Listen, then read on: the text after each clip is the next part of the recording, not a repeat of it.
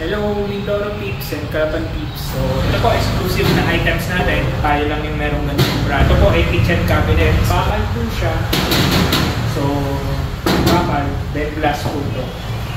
And like other kitchen cabinets po. So pwede po ninyo ditong ilagay yung mga displays, yung mga magaganda nitong plato, yung usually magandang plato, tsaka yung mga utensils na magaganda. Dito nyo po ilalagay.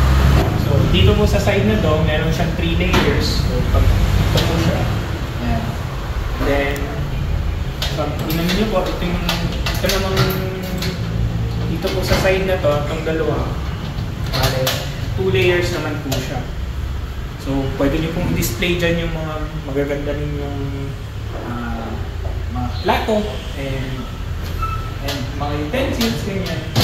So, ito naman po, laminated, smooth yung finish po nito. So, kahit medyo may mantika, ganyan, madaling ilinisin.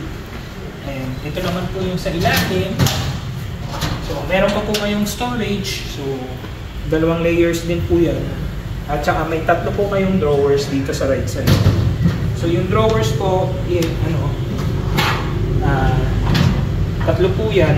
Yung isa po, pwedeng i-lock. Malalak po itong isa. So, siguro, para po kung may lalagyan kayong medyo mas mamahalin, dito nyo po itatago. So, as you can see, look po. If you want to get the price po, please comment below or PM us on our Facebook page po. You can inquire to us po kung ano yung mga gusto, kung may further inquiries pa po kayo sa amin. Yun na po. God bless po.